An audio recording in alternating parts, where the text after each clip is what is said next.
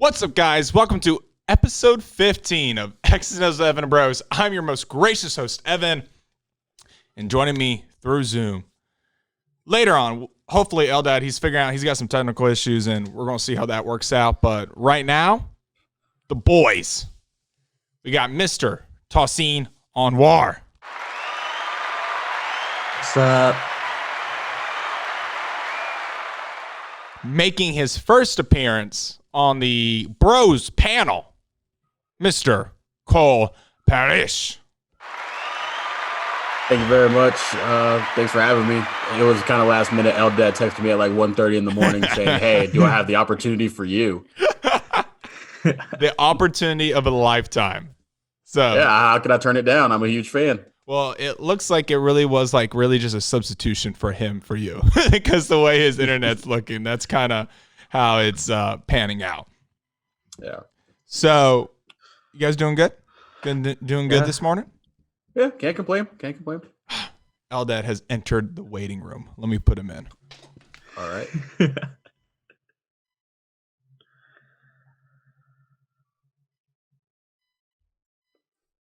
All right. So we actually have some fun topics today, considering we really since. Hey, Eldad, welcome.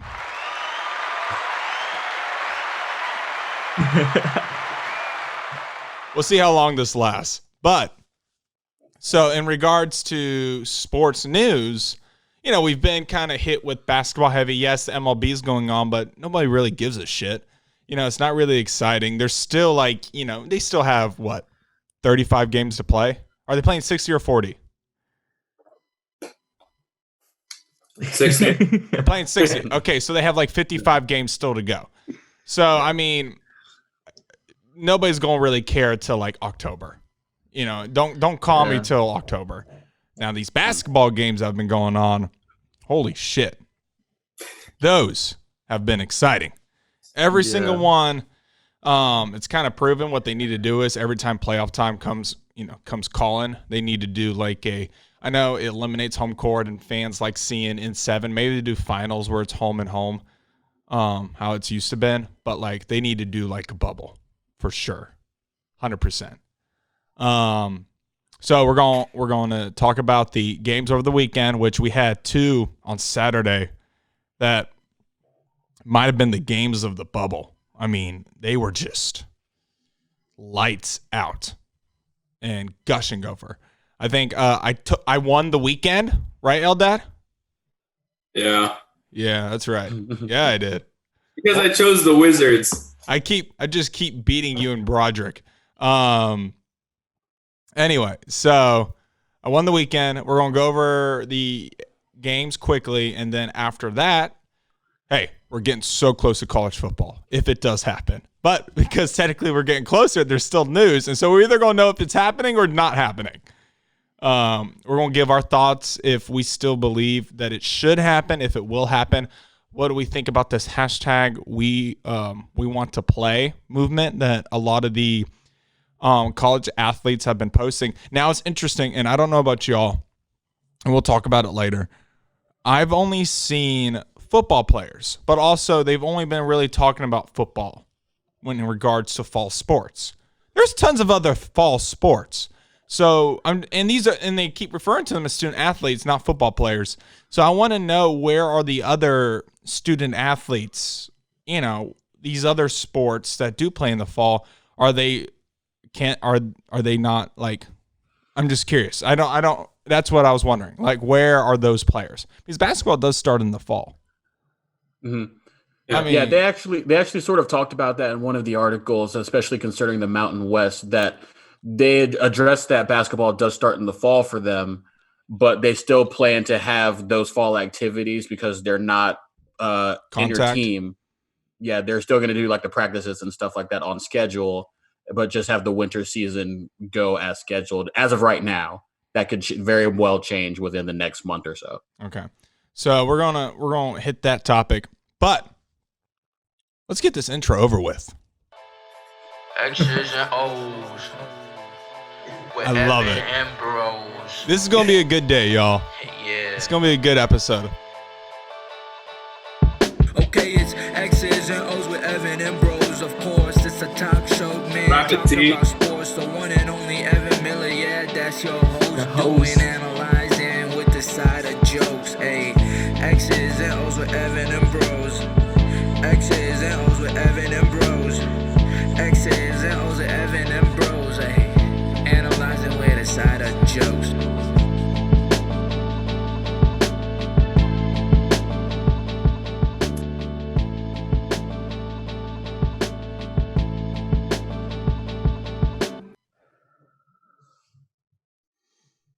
All right. So we're starting on Sunday, everybody. We're starting on Sunday's games. And so starting off, we have Nets Clippers. I remember when me and Eldad were shooting on Sunday, we had this weird feeling in the air. We were like, oh, and I know Eldad wanted to do it so bad. And I know he wanted to do it. This is one of the crucial games where we deferred, and I picked Nets, and he picked Clippers. And he had the gut feeling where this felt like one of those just, Clippers aren't going to really play anybody, and the Nets are just probably going to drag. Nets are playing their, if you call them starters, sure. You can call them starters. I'll keep it short, keep it sweet. Nets pull out the win, 129-120. Surprising? Not really, just because the Clippers were not playing this game. We'll start with the newbie, Cole. Quick thoughts on the Nets beating the Clippers early Sunday. I guess it's first good for the Clippers to see Kawhi kind of have his legs back under him with 39 on 14 of 25 and 4 of 7 from 3, if I remember correctly, which is pretty good.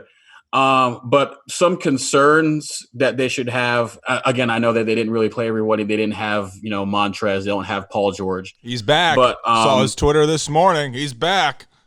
Oh, he is. Okay. All right. But the way Joe Harris came out of the gate shooting threes, and the way Tyler Johnson just somehow fresh off of, I don't know, his back porch just comes in and get 21 off the bench. I gotta say, I don't care who you are. If you're a defensive minded team that's coached by Doc Rivers, both those things are inexcusable, and you got to get that fixed before you play a team like Portland or even a Denver, who can just go out anytime. I was gonna say, don't say the Lakers. This is an anti-Lakers show. I think we all on this panel know that they're trash. Which is good. No, I would just leave them alone at the arc. But any other team, they got to fix that. Hey, we're going to talk. I think it was Quinn Cook who emerged on Sunday. Was it? Yeah. Was it? And I mean, the dude could knock down. There were wide open shots, so he should knock them down if you're an NBA player. But we'll get to that later. Tahsin, quick thoughts on Nets Clippers. I guess I had more to say about the Nets than the Clippers. They had a good quarter starting off the game. What do you mean you have more to say about the Nets than the Clippers? The Nets are ass. I know, but I like the Lakers, so. Oh. And I'm not a big fan of the Clippers, but what's it called? What's it called? All right. I don't know if that. But what's it called? The Nets shot 85.7%, right? On that first quarter. Yeah. It's unreal. Yeah, that's like crazy. And I think that goes back to the whole what does the bubble do? And even players like TJ Warren, before the game last night, right? When he only shot 14 points. Well, before the Heat game, yeah. I mean, yeah. But Jimmy's, I think people underestimate that Jimmy's still, really good defensive player. So I mean, I'm not surprised that Jimmy tried to put the clamps on him because he's also one of those people that try to prove every something. And there was already that beef that's not beef, but we like to make it beef, so it's fine. But yeah.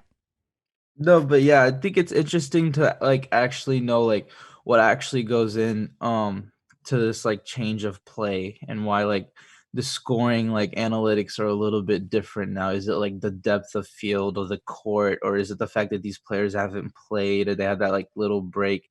and now like everything's like all over the place. But I don't know. Like I think it's definitely making basketball a lot more interesting. And yeah, that's like Good stuff, T. my, Eldad. That man Landry Shamet sucks right now. Well, no, I mean, but we I don't just think we he literally can hit a shot if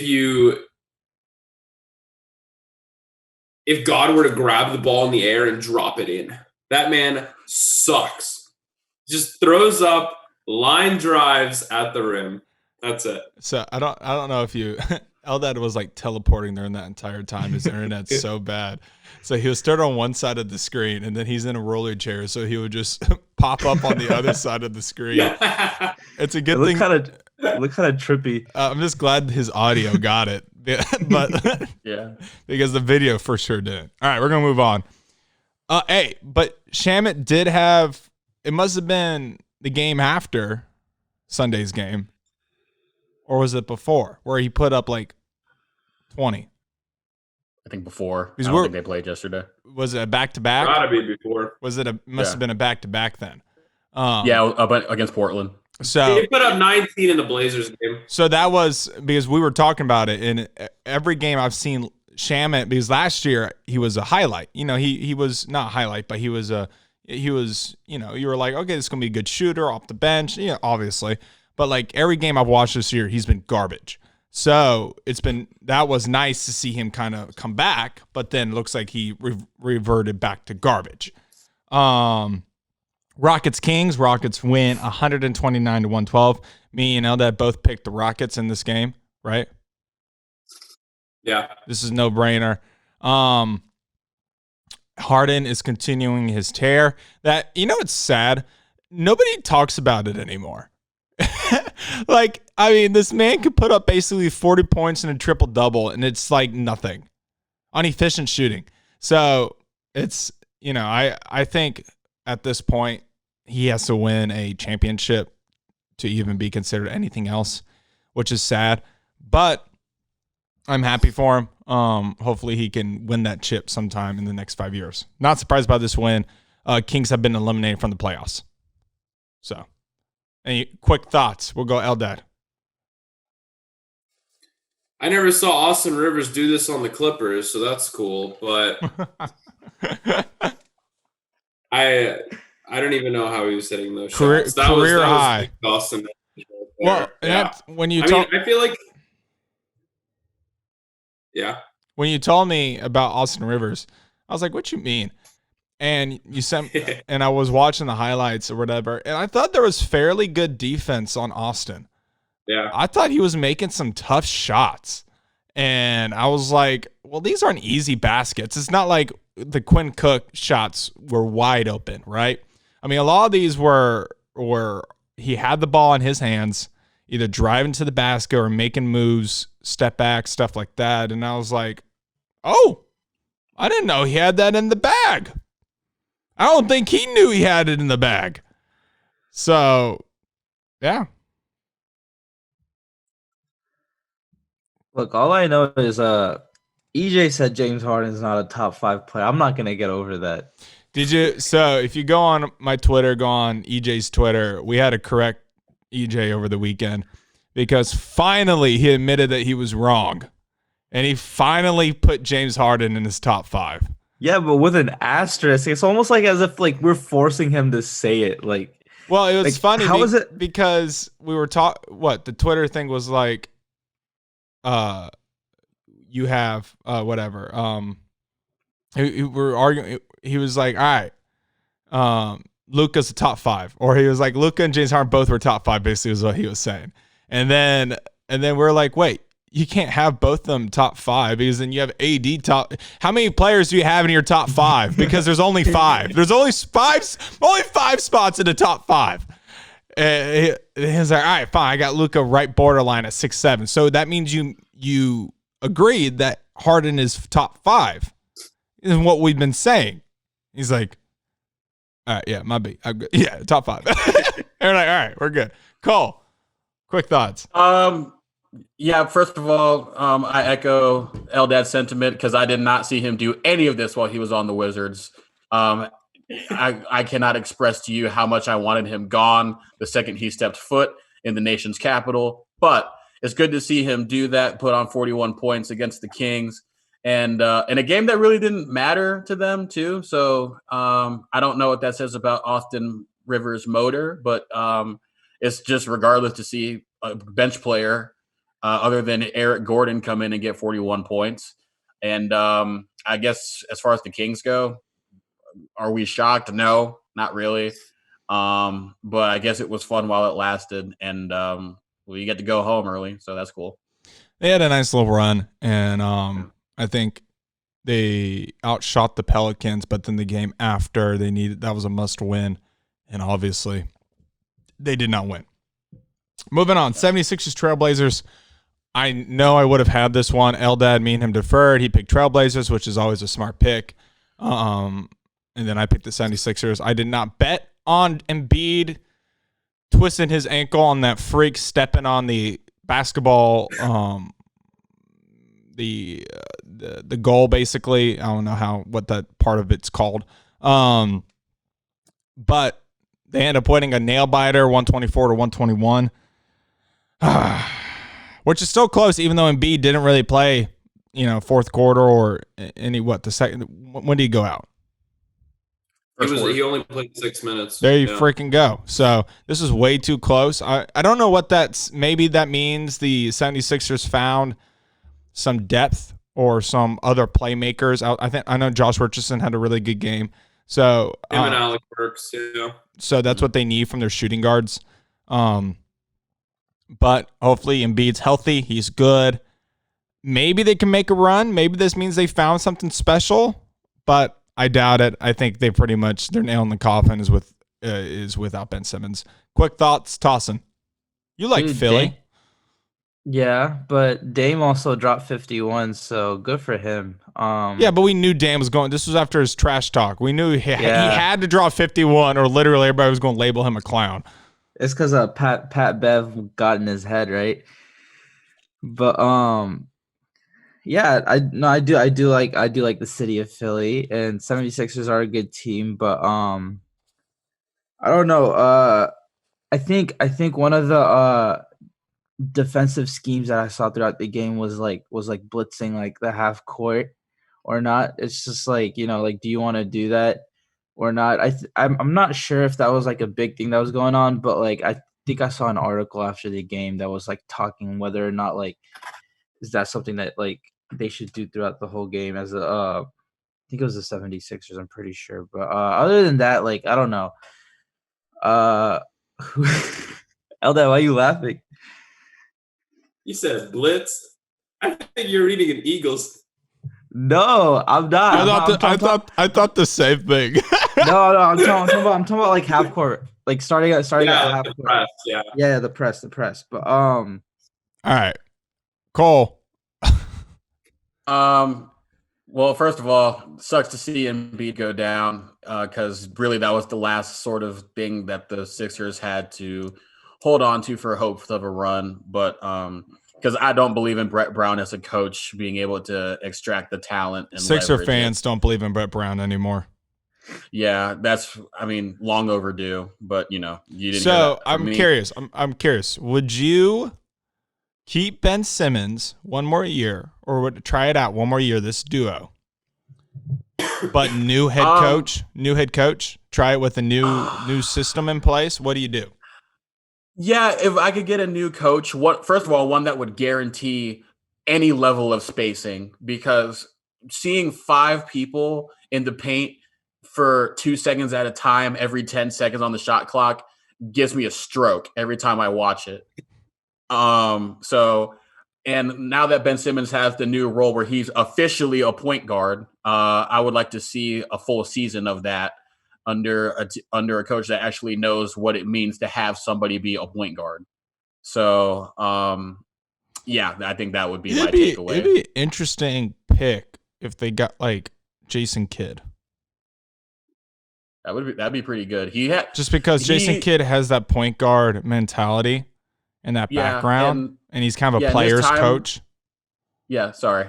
His time with the Bucks too, I think was kind of overshadowed by how disappointing they were with the talent they had. But keep in mind too, there were some games where he displayed kind of offensive, I don't want to say genius, but some proficiency that they hadn't shown in years prior. Yeah. Let's get to this game real quick. Grizzlies Raptors to end the night. Did we both pick Raptors? Yeah. Okay. Both picked Raptors. Raptors lock up the 2 seed in the East, which is, I think it says a lot. And I don't want this to be, forgotten how everybody was like, they lost Kawhi. These are the reigning defending champs in the NBA. They're deep. They have Kyle Lowry go off for 35, or he might go off for 2. Who knows? I don't think Kyle Lowry really knows what he's going to put up that night. But they are deep. They have a good front court, a talented back court between, again, Lowry and Fred VanVleet. It seems like, again, when Lowry slacks, Fred picks up. When Fred slacks, Lowry's there. So it's kind of good at least to have that to rely on. And then again, you have a deep Anunoby, Ibaka, Siakam. I mean, Gasol still. So you have a lot of guys that can defend the rim and, almost kind of get their buckets. Who knows? What your other guys. And then you got Powell. You got some key players coming off the bench that, I think the Raptors still probably have the best bench maybe in the league. Way better than the Lakers. The Clippers still seem like they haven't put everybody together yet. We'll see what happens once that chemistry comes together, because then they'll probably have the best bench, at least talented wise. But chemistry, these are the reigning defending champs. So it'll be interesting to see what they do in the playoffs. Good for them for making the 2 seed after losing Kawhi when nobody thought they can do it. But I don't think it's going to mean much because they're not going to have a reliable closer. I see this team best Eastern Conference semis. Second round exit. Probably pushes them to 6 or 7, if I had to guess. 6 or 7. Whoever that 3 or 4 seed, that 3 or 6 seed is. Because I could see that 3 or 6 seed, what? Is it going to be the Celtics or Heat? Yeah, the 3 is going to be the Celtics. So I like the Celtics chances over the Raptors. I don't know about y'all. But quick thoughts. Give it to me. Cole. I feel the same way about the Raptors too, where they are extremely deep, and Nick Nurse can't say enough about how great of a job he's done with the team. Because again, like you said, we thought we were going to write them off because they didn't have Kawhi.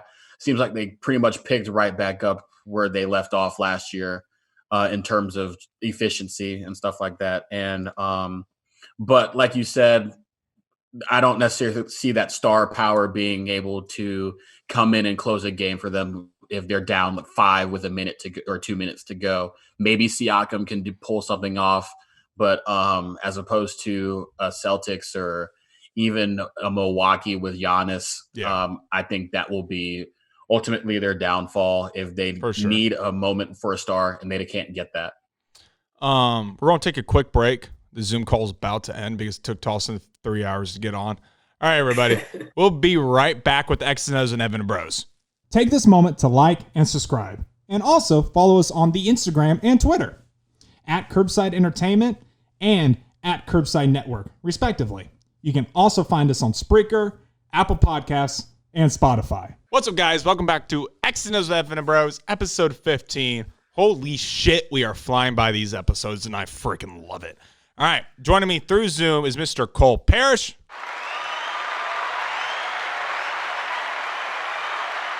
Hey. Mr. L. Daddy Sailor. Screen time. And Mr. Tahsin Anwar. Eagles are winning the next Super Bowl for sure. Oh my God. Kind of sound like Broderick now. All right, so quick thoughts. We took a break. Eldad, Finish it up. Raptors, Grizzlies. Thoughts?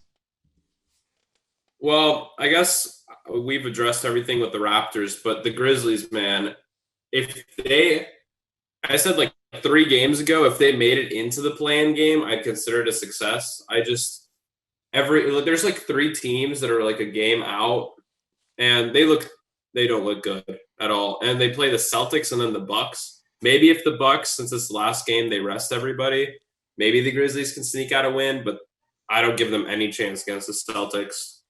And then Valanciunas went for 0 points and 10 rebounds. Revenge game Valanciunas, I guess. Dylan Brooks went for 25, which is incredible. Because if you watch Dylan Brooks, he can only score from the right side of the floor. It's one of my favorite things to watch. He cannot and will not score from the left side. Just keep your eye on him at all times, and he's on the right. It's incredible. Basketball Mitch Trubisky. All right. Wow. Dawson, quick thoughts. No, I think Cole said it well that like Or- when it'll come down to it, or Evan.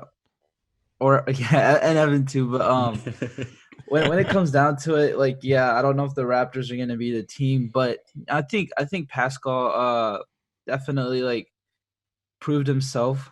He had like a little bit of a rough start in the bubble, but he came in the clutch this game.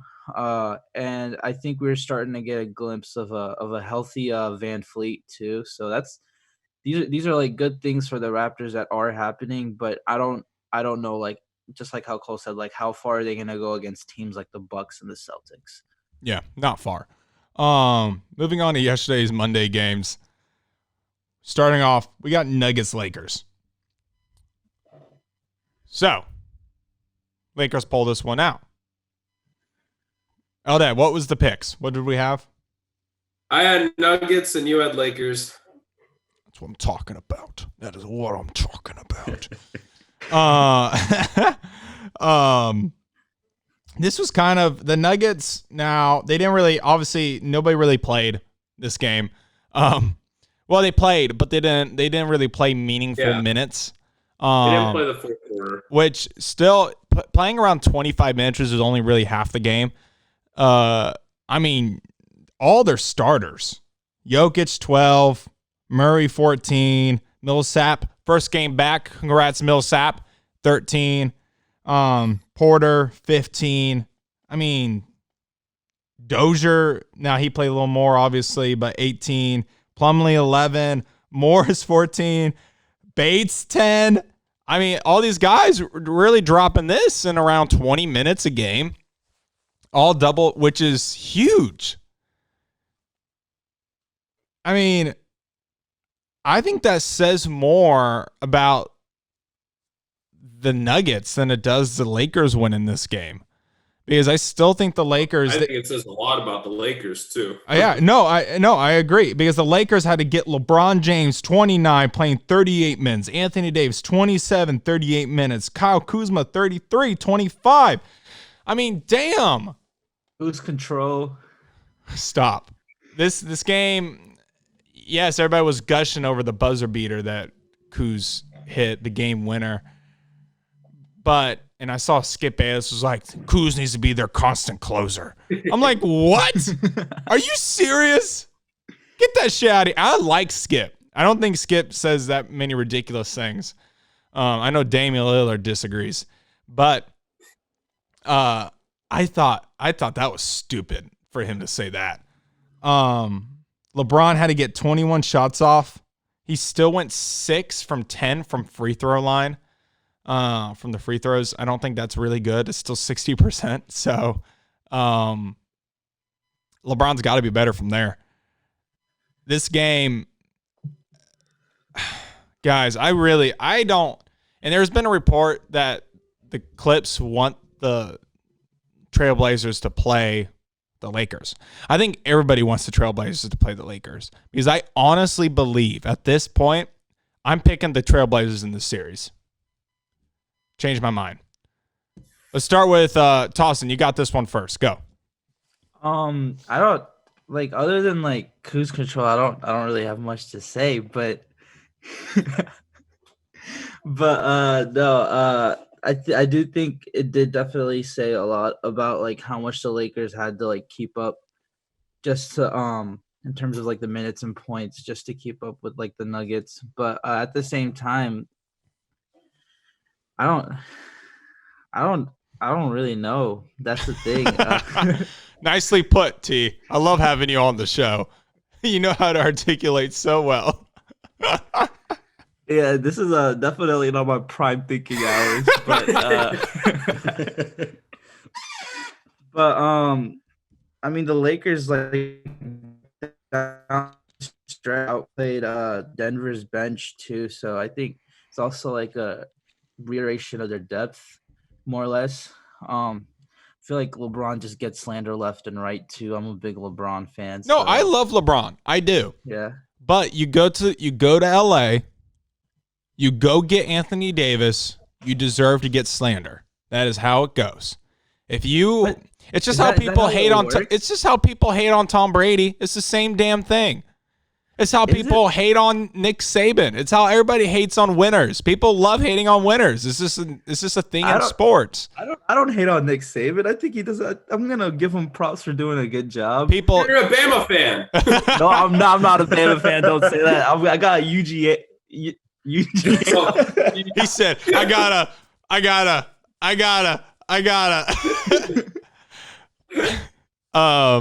But no, I think LeBron, again, greatest top 2 all time.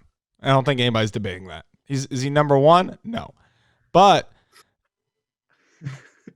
he's a great human being. I love hearing him talk. I still think, I love LeBron. But you go to LA, you get the added pressure of being the Lakers organization. You'd get slander. Okay, you get shit on. And this Lakers team, and because LeBron's known for putting this team together, he's orchestrating these teams around him. So that's when your role players aren't playing really good. Guess who you get to blame? You don't really blame Rob Pelinka. You used to, but not anymore. You shipped out the young guys. You blame LeBron. And these role players suck ass. Cole, thoughts on the game? Well, I guess I'll touch on what you were previously talking about first regarding LeBron's making up of the team. He's infamous of kind of being the quasi GM of every team that he's on, which kind of bewilders me with this Lakers team because it seems like it's the antithesis of almost everything LeBron has needed in championship teams. They don't have a Mike Miller out there to shoot threes. They don't have a Ray Allen. All of their shooters are either inconsistent or can't shoot.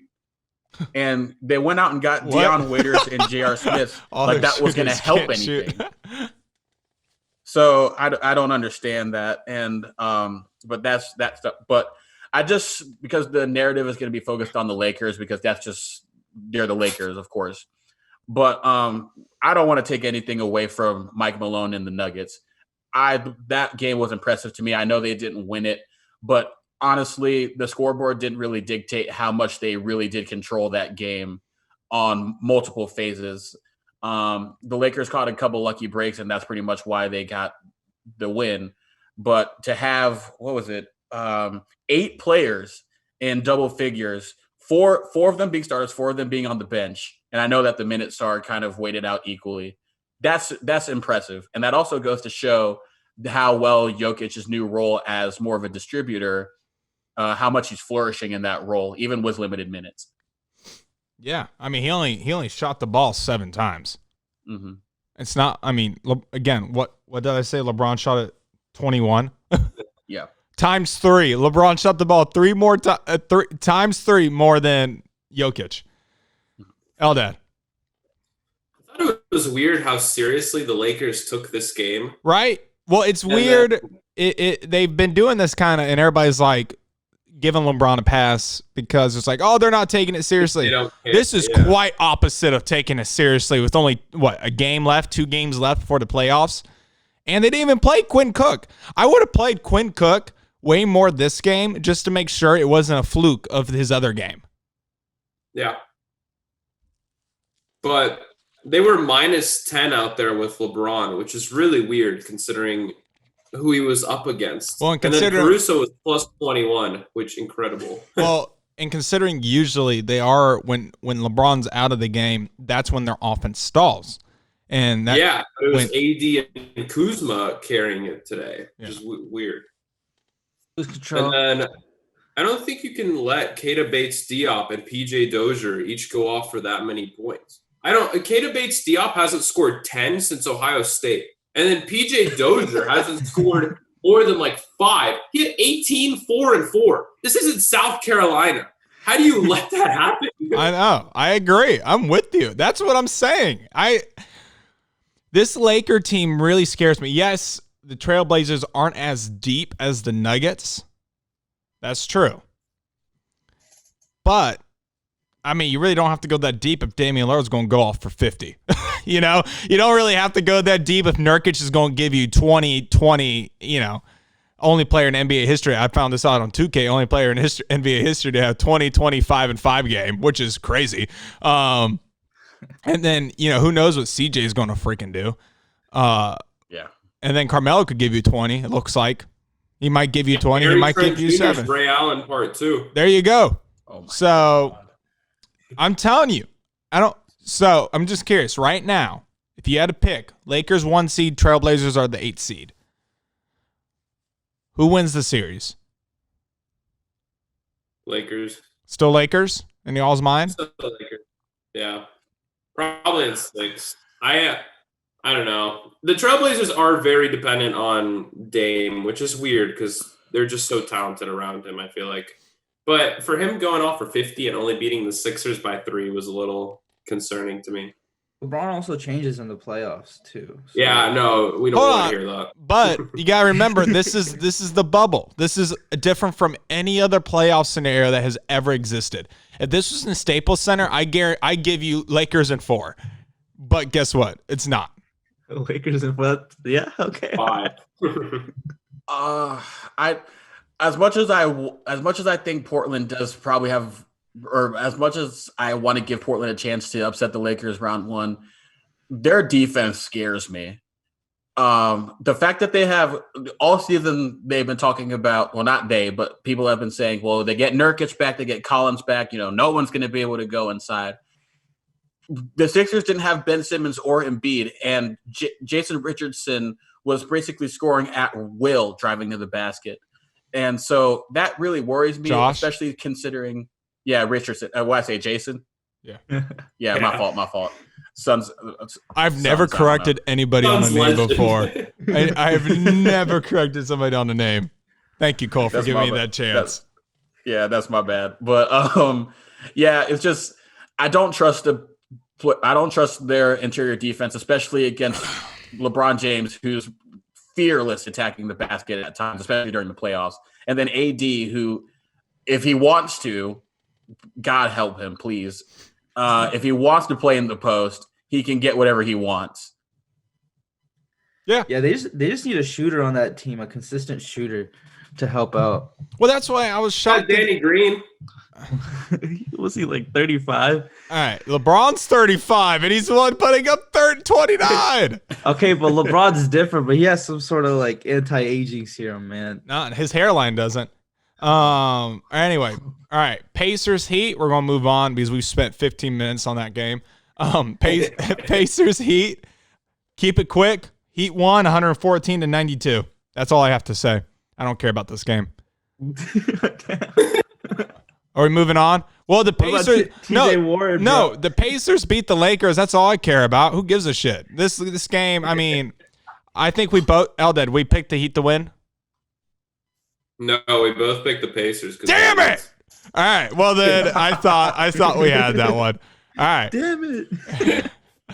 Yeah. All right. Who cares? Anybody have anything important to say? Not really. No. Moving on. Raptors Bucks. This was actually a surprise game. I think we both picked the Bucks, right, Dad? Yeah, but they didn't play Giannis. I don't know why, but so the way I saw this game, because they didn't play Giannis, I was like, all right, this is the chance for Siakam, because me and Eldad were talking about this on a prior episode, where we were like, who's a better number 2 for Giannis, Siakam or Middleton?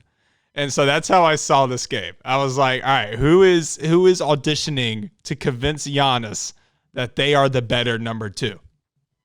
Looks like the Raptors won. So Yeah, Middleton played better.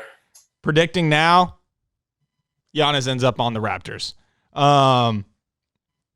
Raptors bench came up huge, 22, 25, Boucher.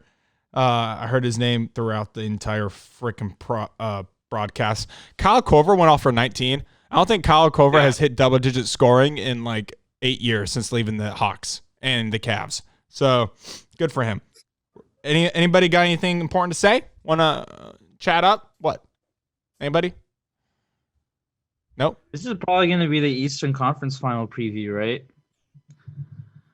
No, we literally just said how we didn't think the Raptors. You literally just said how the Raptors are not going to the Eastern Conference Finals.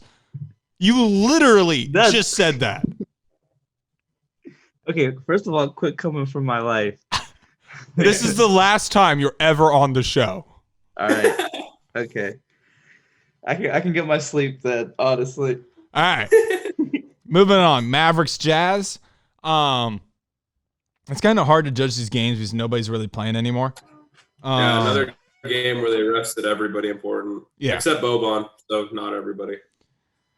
Donovan Mitchell did not play this game, but the Jazz still hasn't looked good in this bubble. I don't know if I would have not played. It's tough.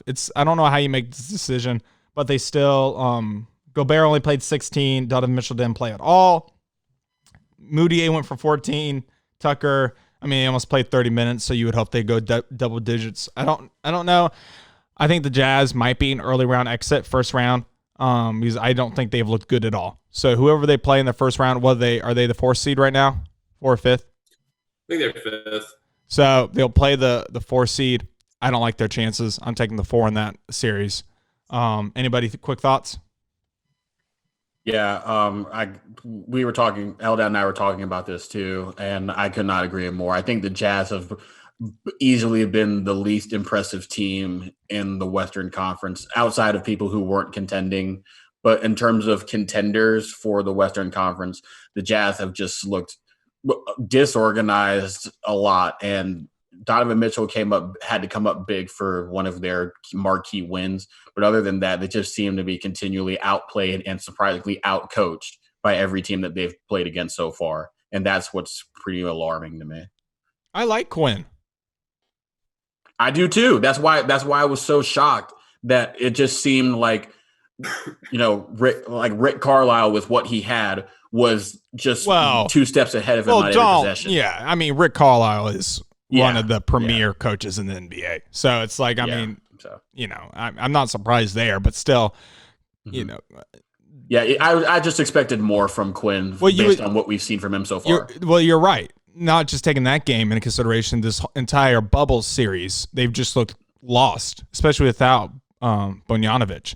So I'm shocked that they have relied on Donovan Mitchell this much. It just, when you have a good coach like that, you would think they would find other avenues, but that's what's surprising. All right. Thunder Suns. Did we both pick the Thunder?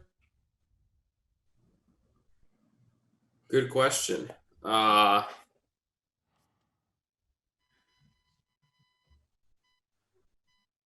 can't tell if he was reading or if he was frozen. All right, so we both picked the Thunder. Of course, they let us down. Thunder suck ass. I hate them. I'm never picking them to win a game ever again. The Suns continue this tear. They're 6-0. Do they win their last 2? Or do they split it? Because I keep saying they're going to lose. They're going to lose. They're going to lose. But they keep winning. Devin Booker has continued this superhuman, I don't know what you call it, this superhuman, he's doing his best Kobe impression. And I'm loving it. I really am. I'm so happy for the dude. I hope he does stay in Phoenix, but I think he will end up in Minnesota somehow, some way. Because his boys want him there. So, I don't want it, but I think he will. Quick thoughts on this game. Anybody? No? Nobody has any? I guess if just real quick, just very impressed by everything the Phoenix does. And you said, I think they do finish out the season in the bubble undefeated. Won't be enough to get them into the playoffs, but it will be good to see Devin Booker and the young core come together and finally getting bench production from Javon Carter, Campaign, and Sarge and Ayton. And Ayton is a starter. He just was sick. Yeah, but like they rotate him different lineup once every couple games. They put Sarge at the 4, and they have Ayton come off the bench. But I don't know why, but that's just what they do. You're a Sun. And, do you like the Suns? Don't you like the Suns? Aren't you? I root for them secretly because I want to see Devin Booker do well, and honestly, I just love their color scheme. And Diana Taurasi is one of my favorite players ever, and she's in the Phoenix Mercury. So by affiliation, I kind of have to go for the Suns too. So we got to put you on some WNBA talk. Yeah, no, I don't want to talk about the WNBA right now. I really don't. All right, so we're going to call. We're going to do. All right, Eldad, you got your list ready? Yo, no. All right, so everybody here is going to be participating. We're going to do pick 'em. Okay, you don't have to give your reasoning if you don't want to. But you got your games in front of y'all? Yep. All right. So we have today. We're going to do today's game and tomorrow's game. So Tuesday, Wednesday, and we're shooting Thursday, so we will not call Thursday games. So we only got today and tomorrow's. Okay? Okay. All right. Up first. I'll go first. I'll lead off. Nets Magic. I'm done with the Magic. I think that Jonathan Isaac was their last hurrah. I'm going Nets. Even the Magic are favored. I'm going Nets. Who wants to go next? Eldad, you got it. Magic looked pretty good against the Celtics. I think they get a win here, just for confidence. T. I'm gonna go Nets with this one. Damn it! I'm gonna go Nets too. Terrence Ross being sweet. out is probably going to be a little bit too much for them. Nice. All right. So Lone Wolf and Eldad, give me a little howl. All right, moving on. Rockets Spurs. Are the Rockets still moving up in the seeding? Yeah, they could be anywhere they want. They could be anywhere they want. All right. So I'm still.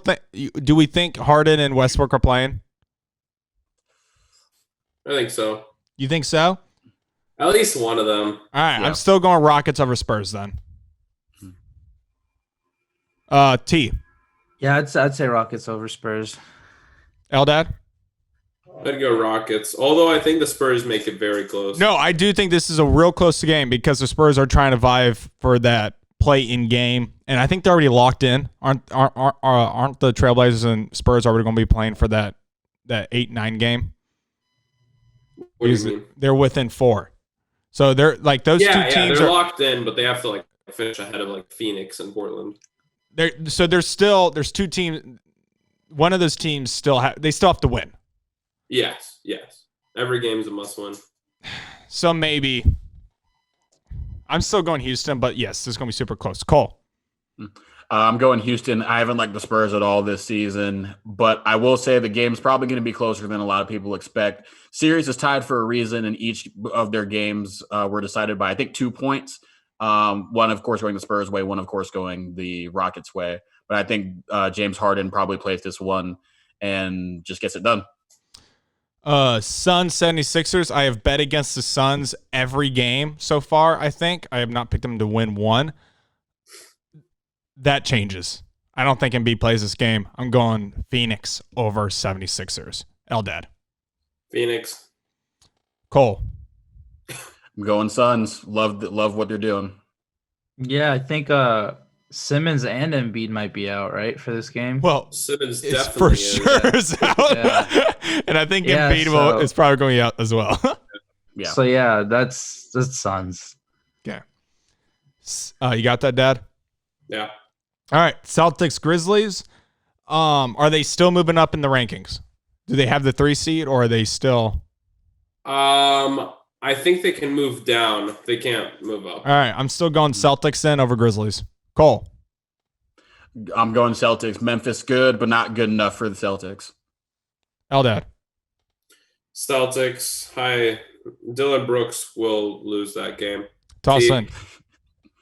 Dude, I'm gonna just go against the grain here and say the Grizzlies. This is the game you No pick reason. to go against the grain. This is the game you pick.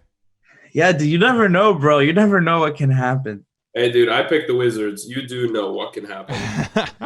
I don't know why you would ever pick the Wizards for anything, but go ahead. All right, this is a fun little game. Trailblazers, Mavericks. Trailblazers are favored by 4. This is probably my game of the day. I'm guessing Porzingis and Luka aren't playing, if I had to guess. I think Dame goes off for 50 again. I'm going Trailblazers because they have to win this game. We're starting with Tahsin. Yeah, I'd say Trailblazers. Good guy. We're going Eldad. Boban gets 25, but Blazers win. Cole. I go Dallas because Ooh. Surprisingly, Maxi Kleber and the rest of the interior defenders have been great, and I think that's going to cause problems for Dame trying to get to the basket. If CJ goes off, I would say Trailblazers win, but I'm going Dallas. What about Nurkic? I don't trust Nurkic right now. Shut up. All right, whatever. I don't trust him. All right, Bucks, Wizards. Hey, Evan, what did you pick? I said Trail. Oh, yeah. Nobody wasn't trail. Bucks, Wizards. I'm going Bucks. Ooh. Cole, since these are, I'll let you go last since these are your boys. Eldad. I guess Bucks, but I really want to pick the Wizards. You remember last time you did this? Pick the Wizards. No. I do think they win one game in the bubble. They have to. Tahsin. I think the Bucks too. Okay, Cole. Lone Wolf in it. The Wizards are the worst franchise in the NBA, not named the Charlotte Hornets. Milwaukee by at least 50. Okay. All right. Make sure you write that down. Milwaukee by at least 50. Hold me to it. I swear to God. Yo. All right. Final game. Pelicans Kings. I don't even know. Both these teams have been eliminated from the playoffs. Which has been disappointing. This game fucking sucks. I get my one F-bomb. I just used it. I'm going Kings over Pelicans. Tahsin. I'm gonna go Pelicans over Kings. That's fair. Eldad.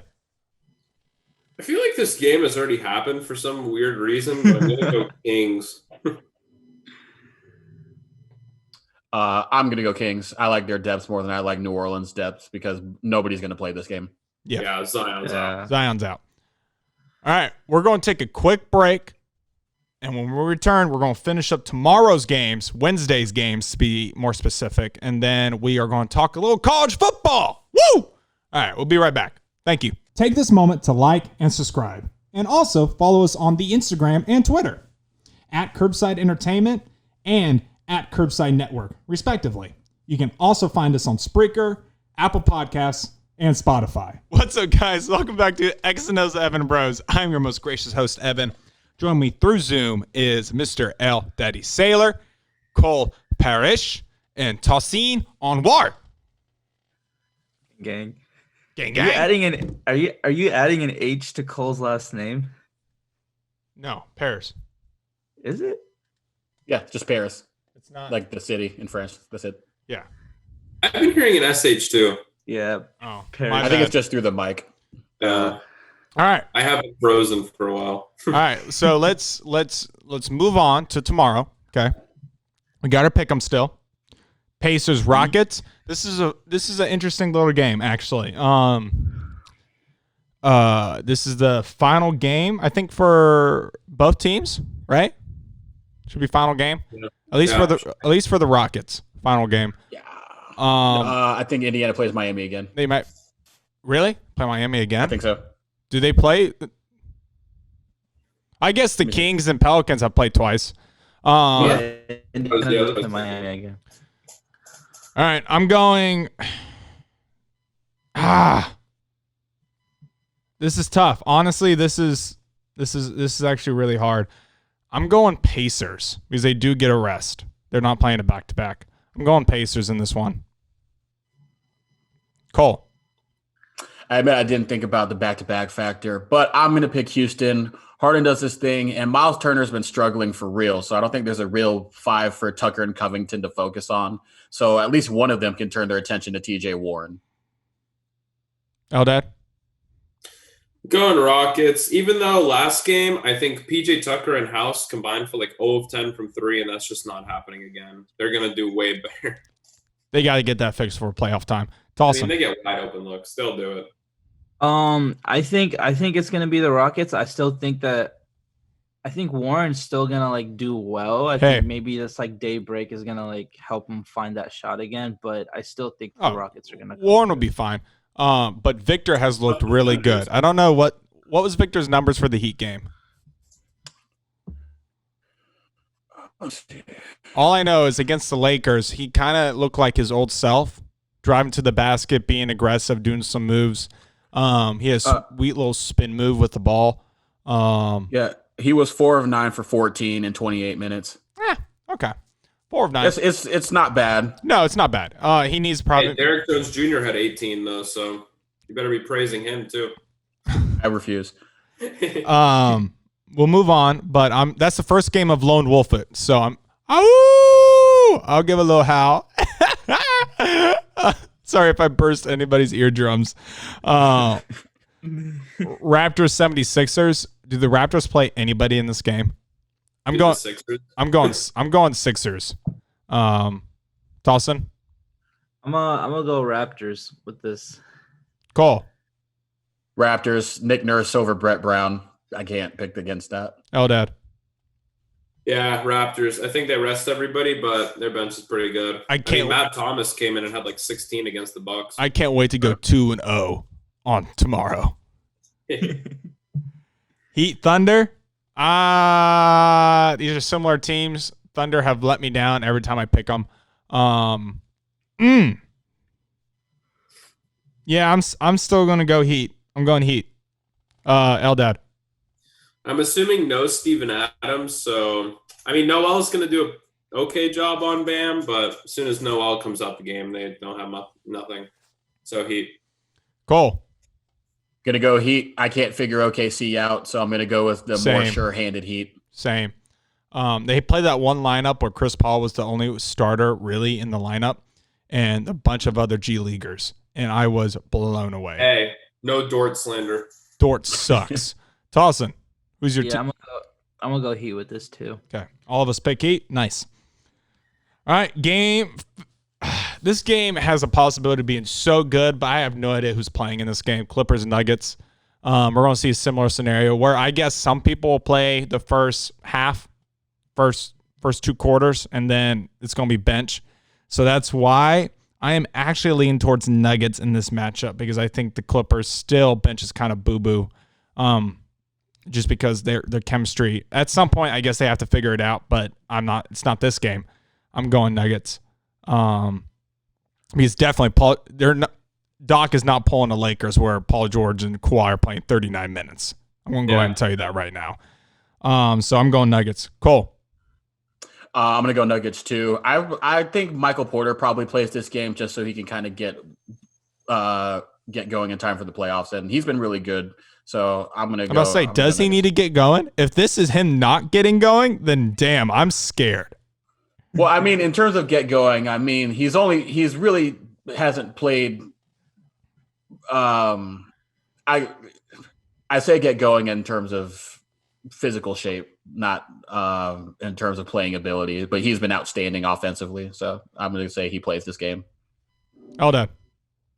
I'm actually going Clippers. I think surprise, the Clippers fan goes with the Clippers. No. I think it's kind of underestimated how important the game is for the Clippers because it does have seeding implications still. The Nuggets are only 1.5 games back, and the Clippers end out with OKC after them. So I think they want to win this to secure that 2 seed. Real quick. I don't want to play the Rockets first round. I was going to say, so if they are the 3 seed, the 6 seed is the Rockets? Oh, it's the Mavs. Yeah. I thought the Rockets are in the 4th and 5th seed, right? I think the Rockets are the 6th, but I know the Jazz are trying to tank for that 6th. They have to. So the Jazz would either play the Nuggets or the Clippers?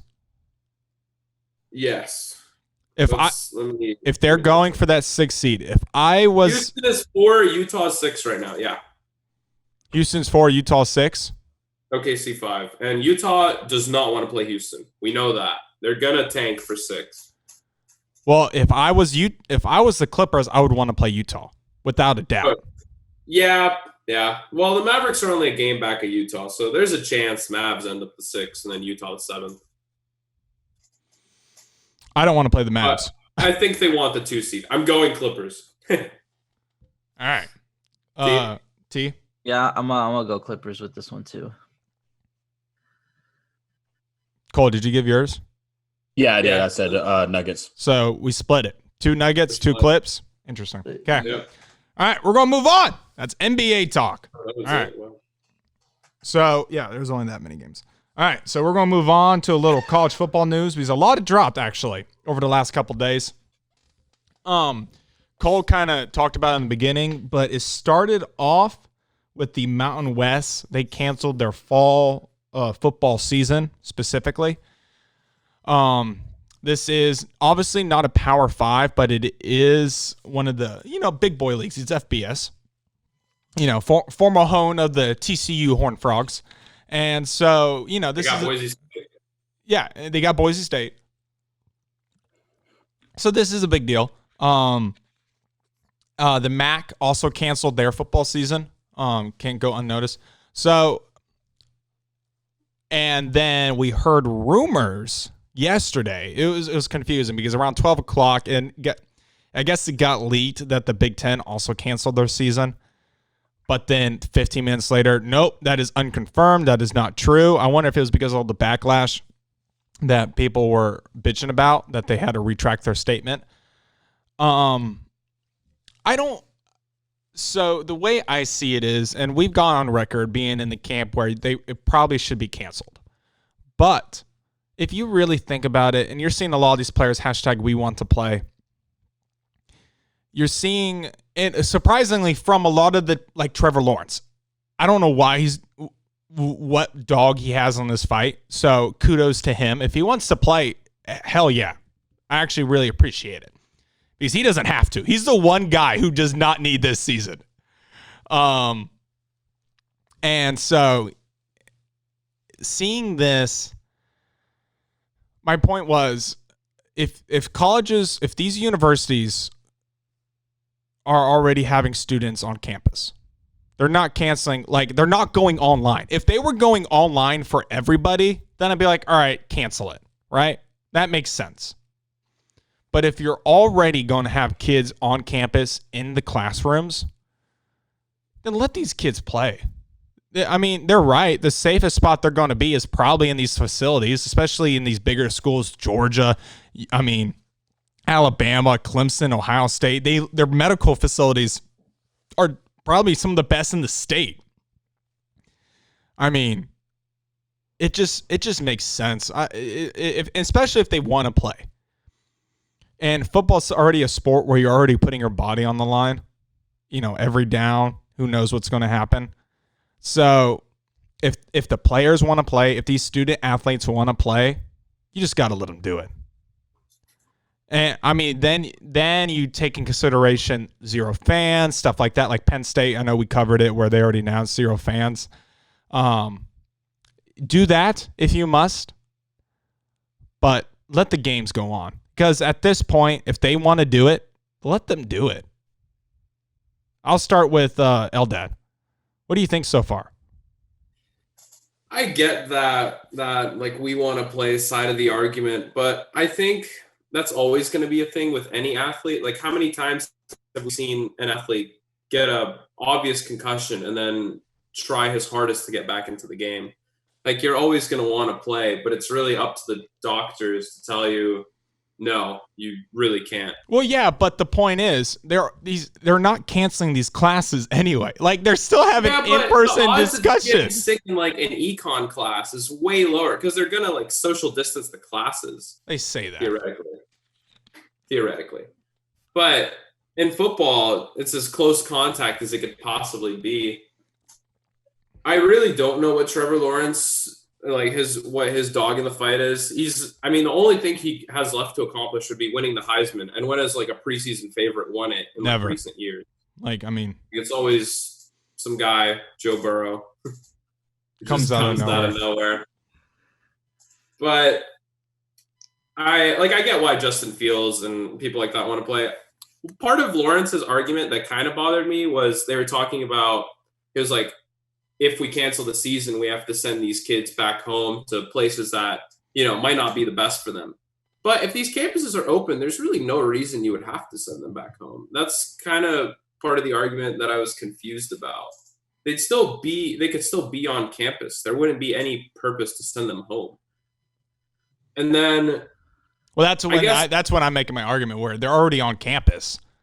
They're already, I know, well, and like Nick Saban went on record and said they're already going to bars. I mean, like, these kids are living their lives. We shouldn't just be like, that's okay. But that's happening.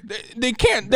These are like inevitable. These are adults. It's not like you can't say. And then there's like the report of like the 3 Louisville soccer players that hosted a party and like was linked with like all the COVID cases that they had at that school. Louisville, and they were kicked out of the program. And I was like, what would even make you think you should have done that? Well, but because being in the state of Kentucky, because these are still people. These are still students. These are still college kids. Yeah, we're just removed from that. You're telling now you have to take like the precautions to play. You can't. They're not going to take the precautions though. But if they have the system in place, I can guarantee you now, if they do have the season, Nick Saban, Kirby Smart, I mean, these authoritarian-like coaches are going to be like, all right, if you want to play, if you want to be considered on the team, they're not going to have a social life at this point. There's no, remember, we went to Georgia. You know how many times we saw Holyfield out at Sand, literally just like it posted up in the corner? Every night he was there. Maybe he would have went a little higher in the draft if he wasn't there every night. But like, yeah. So these are students. These are people. They want to party just like how everybody else does in college. So who's going to stop them from going to the bar? Even they're not. They're going to go. It's just like how my argument was. Even if they canceled classes, even if they took out in-class person discussion, kids are still going to Tate. Kids are still going to learning centers. They're still going to be interacting within each other. I don't care who you are. And they're still going to go to bars because bars are not closing. Newsflash. They have to stay open or all of them will go under, especially during the fall. You can continue. Am I frozen? No, but both you and T are starting to go out. It might be a one-on-one conversation between me and Cole. But I get that side of the argument, but it just. I mean, Nick Saban said we saw the numbers in training camp though, and I get their biggest concern isn't that people are going to die from the disease, because you really do need to have like comorbidities in order to truly be at risk to die, and the percentage of people like our age of that are dying is like very low. But still, it's not so low to the point where we would have to expect at least one athlete to die to it based on just raw numbers. And then here's the sorry. No, here's the thing. You mentioned the training camp numbers. Those are representative of people who came to camp with the virus, not necessarily who contracted it while they were at camp. So I think it's important to provide that context. I'm not saying that shouldn't be taken into consideration, because when you bring all those kids in, the risk of spread, is there. But I'm not being devil's advocate here. I'm just saying that it's important. Well, no, it's okay, Cole. I mean, this is a safe space, and we can all get whatever the hell we want to say out. And because I've been in the camp where, it's on record, it's on tape, I thought they should have canceled the season just because it just doesn't make any sense why have these kids on campus in the first place. But guess what? They are having them on campus. They are having in-class discussion. If they were going online, that's when I'd be like, all right, you're clearly putting the money over anything else other than the students' health, right? The players' health. I still think money is a factor, and I can talk about that later. It is. It's still a factor because guess what? They wouldn't be having if universities were honest and being, fair to their students, they wouldn't be having in-person and stuff like that. But again, it all comes to money and having kids on campus.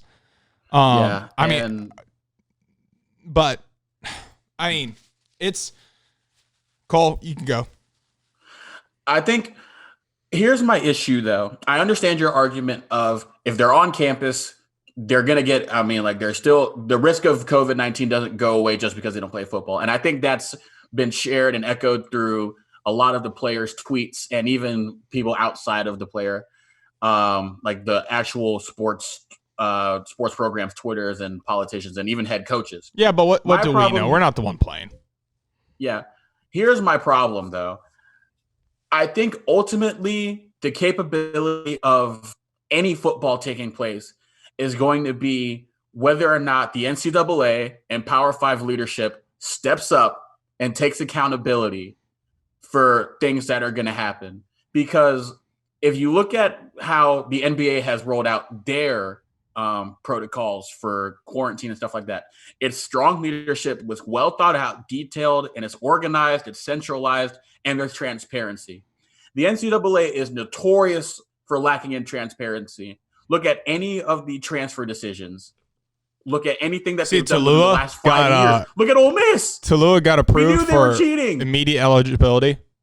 Why are they giving immediate eligibility for a season that might not be played? Out of all the seasons, they're just throwing it left and right this season. Right. I don't understand it.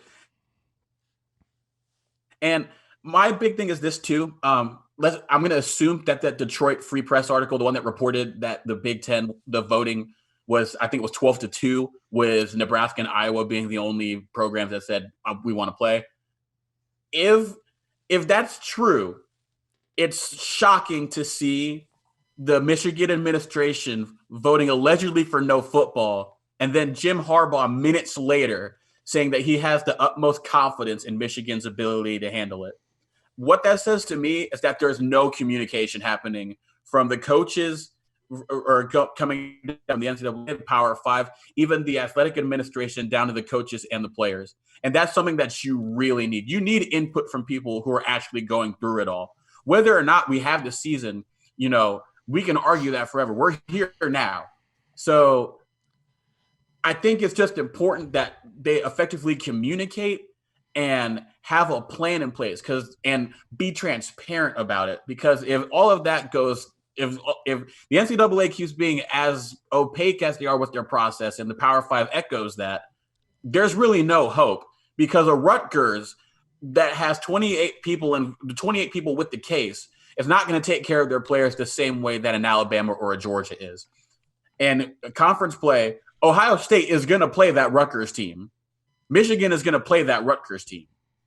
So I just think there's a lot of variables going on right now, and it's up to the NCAA, who oversees all of that, to take accountability for that and actually say, you know what, we're going to make sure that all of these teams are doing the right thing, and we have a plan in place for setting up for the season, when the season happens, if an outbreak happens, and so on and so forth. Dawson. Well, my biggest thing is so you have coaches like Nick Saban that are saying these players are a lot healthier with us, or they're less at risk with us than they are by themselves or back home where they are, right? But I think the atmosphere of college football is a lot different than other sports, being that you have coaches, you have the team, but then you also have to consider in the college's presidents and the whole hierarchy that goes around there. And if we're going to be pointing fingers, college presidents are something that I've never really ever liked, for the biggest point being that when it comes down to leadership, they don't always make the best decisions. And if these college presidents cared a single bit about the players, they wouldn't have had them come back at campus at all. Well, that's what I'm saying. That's the thing. If again, I was in the camp where you canceled the season. I was here, right? I was waving that fucking flag. And I hate it because college football, I love it. I eat it all up. It's my Saturday. But if these presidents are already having these students come to campus then how can you sit on your high horse and be like, oh, they can't play this game, especially when the students want to play?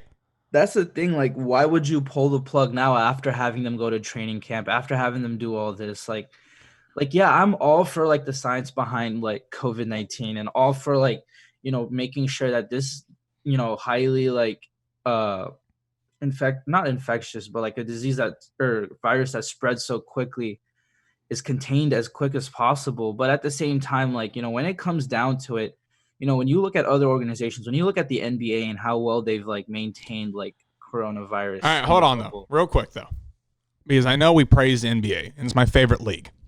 We praise it, but they're not doing this bubble when season 2021 starts. They're not doing the bubble because they can't maintain this bubble. The other 8 teams are going to be involved, right? Right. Once these players go home, once they go back out into society, they're going to probably get the virus again. Most likely, at least one of them, 2 of them, 3 of them, whatever the percentage is. Small. I know they're at 0 cases right now, but somebody's going to get it again. Right, but I'm talking about this season. They made the statement that we're going to play, but before we play, we're going to make the right precautions to make sure. But it's easy to do that. Game healthy. Hold on, it's easy to do that when you only have 302 players. No, I understand, but if you as a college president and if you as a member in the college football hierarchy as well are so adamant on getting the college football season started back together, you have to put the effort from the beginning, because an infectious virus isn't something that's going to come around just before the start of the college football season. It's Agreed. Here the whole time. They screwed the pooch. I don't know why. They've known about this since March. This is just a show of leadership, in my opinion. Lack of leadership. I don't understand why it has taken them this long when the season's what? A few weeks away? Like 3 weeks away from starting? To have any of this figured out. These are supposed to be some of the smartest people in charge at your university. And they can't figure this freaking thing out. Again, Cole's right, where there's clearly miscommunication between the head coaches, athletic director, and the president.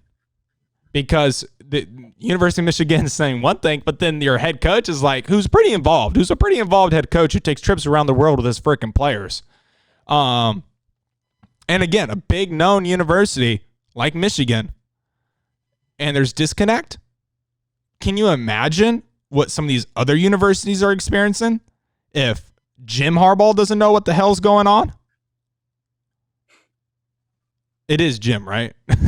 It's Jim. Yeah, John is the Baltimore. John is the one that wins things. John's the better one. I love John. I don't like Jim. I don't like Jim either. But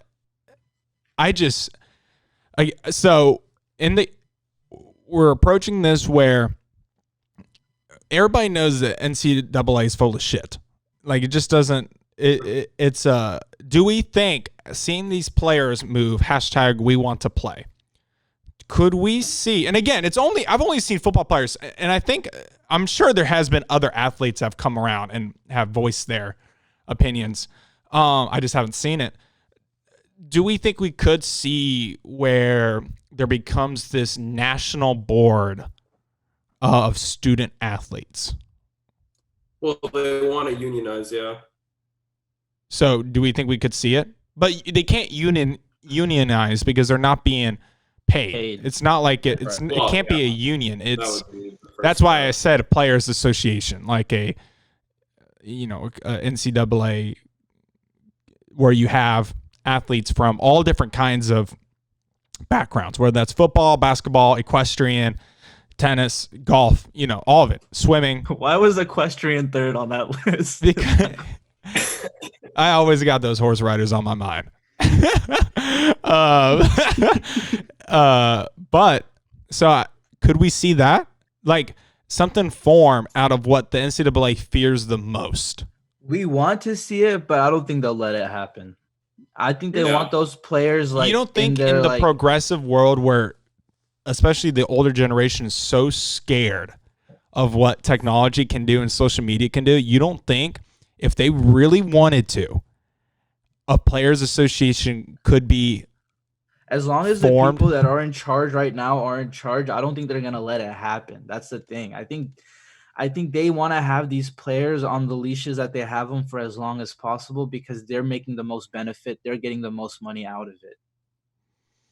And here's the thing too: a lot of these teams, I think, I know at least Georgia, they're already athletic or student athlete liaisons. Like Georgia football had Jake Fromm.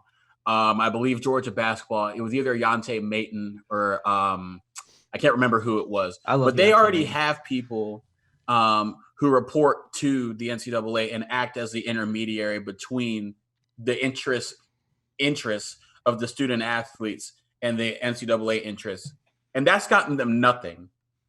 It's basically just a figurehead's not the right word, but it's ineffective at what it does because the student athletes still feel like their voice isn't being heard. Otherwise, we wouldn't have this hashtag in the first place. When you have that one liaison, it's being minimalized. They're only having to hear that one voice. Time out. We're going to talk about Colin real quick because we're about to run a little over on this show.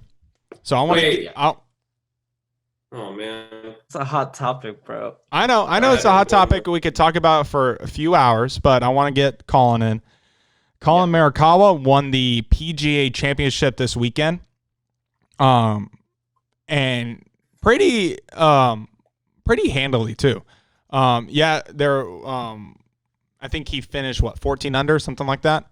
13 under, and he shot one of the lowest scores in a final round in PGA Championship history. So he came up big, 23 years old. I think he's from Berkeley, California kid.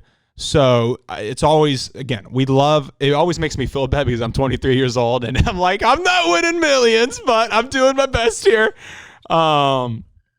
Kudos to him. I'm proud of him. And I hope we get to see more of him winning in the future because this could be more to come. That is the final take on that. Guys, that is episode 15 of X's and O's with Evan Bros. Thank y'all for being here. Tahsin, take us out. I love seeing that smile of his. Oh, bro. Cole, thank you for joining us, bro. Appreciate it being on here. Appreciate it. It was a lot of fun. Good friends, good bros, good conversation. That's what we're all about. Peace.